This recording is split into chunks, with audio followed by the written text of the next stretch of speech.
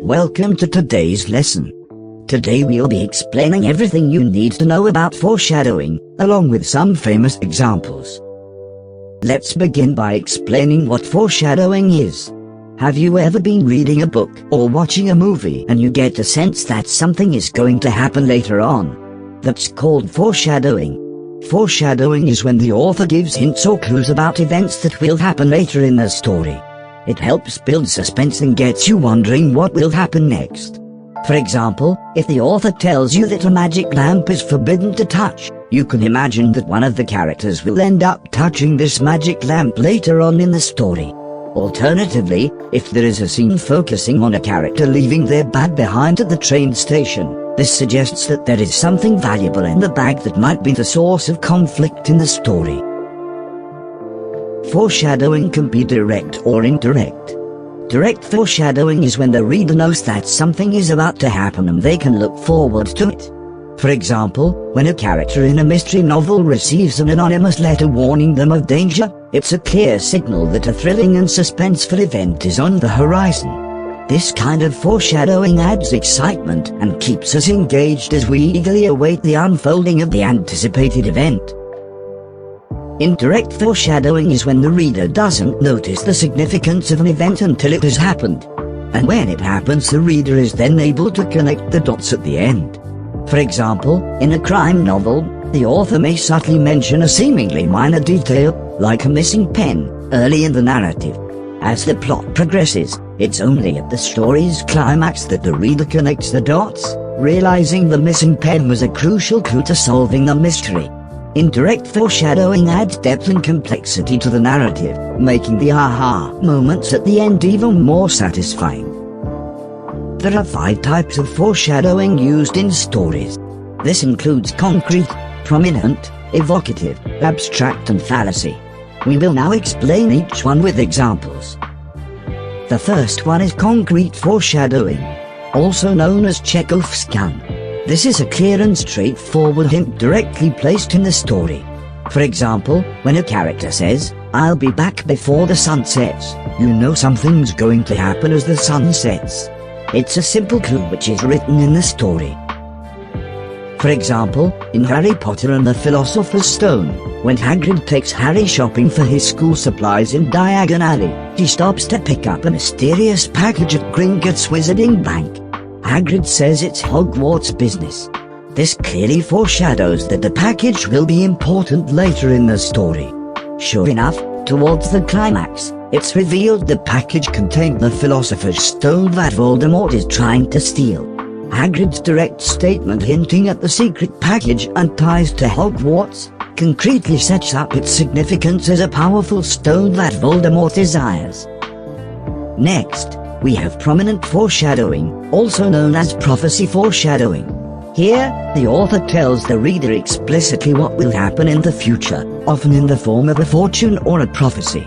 This fortune may feel unclear or mysterious at first, but as the story unfolds, it will eventually come true, making everything clear at the end of the story. For example, a prophecy may reveal that a young hero will have to slay a demonic beast to save the world. The hero does not know what this means right now, but by the end of the story, all will become clear. For example, in Harry Potter and the Order of the Phoenix, Professor Trelawney goes into a trance and makes a prophecy that states, "The one with the power to vanquish the Dark Lord approaches. Born to those who have thrice defied him, born as the 7th month dies. The Dark Lord will mark him as his equal, but he will have power the Dark Lord knows not." This prophecy foretells that a child with the power to defeat Voldemort is coming. The chosen one will be born at the end of July, to parents who escaped Voldemort 3 times. Although the full meaning isn't clear at first, it foreshadows Harry Potter's importance, as he was born on July the 31st to parents who defied Voldemort 3 times before dying. When Voldemort gives Harry the lightning bolt scar, marking him as an equal, the prophecy proves true. This prominent foreshadowing hints at Harry's fate to destroy, or be destroyed by Voldemort, fulfilling the prediction by the story's end. Then we have evocative foreshadowing, which is a fancy word for using flashbacks or flash forwards in a story. Authors use flashbacks or flash-forwards to provide information to the reader about an event that does not currently fit into the storyline, but by the end of the story, everything will come together. For example, a character might have a flashback of their early childhood when they were in school being bullied. Then towards the end of the story, it is revealed that this character was the culprit all along. For example, in Harry Potter and the Chamber of Secrets, there is a flashback scene showing a young Tom Riddle during his days at Hogwarts. In the memory, Tom confronts Hagrid about a monster he has hidden in the castle that later killed a student. This flashback foreshadows several key events. It hints at Hagrid's expulsion from Hogwarts, suggests Tom Riddle has malevolent intentions even as a student, and implies a deadly monster is loose in the castle once again. Later in the book, it's revealed that Tom Riddle actually framed Hagrid back then, and was the one controlling the basilisk monster to petrify students. The flashback memory hinted at Riddle's deception and the Chamber of Secrets' origins years before the current events. When Harry witnesses these scenes through the diary, it foreshadows a critical backstory about Riddle becoming Voldemort and already unleashing the basilisk as a student.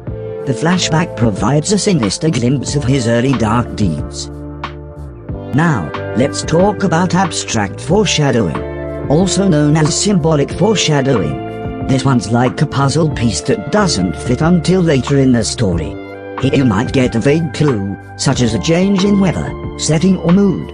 This then might lead to something big happening. For example, the weather in the story might become dark and gloomy, suggesting something bad is about to happen to the main character. In the first Harry Potter book, Harry is amazed to discover he is a wizard and will be attending Hogwarts School of Witchcraft and Wizardry. When he goes to Diagon Alley to buy his school supplies, J.K. Rowling describes it as a charming, vibrant place bustling with magic. However, when Harry visits the same street in the later books, it has become gloomy and shabby, with wanted posters and boarded-up windows. This symbolic change in setting foreshadows that the wizarding world is becoming darker and more dangerous under Voldemort's growing threat. The once cheerful, lively Diagon Alley representing the wonder of magic transforms into a gloomy, depressed place reflecting troubled times ahead. This abstract shift in atmosphere hints that bad things are coming without spelling it out directly.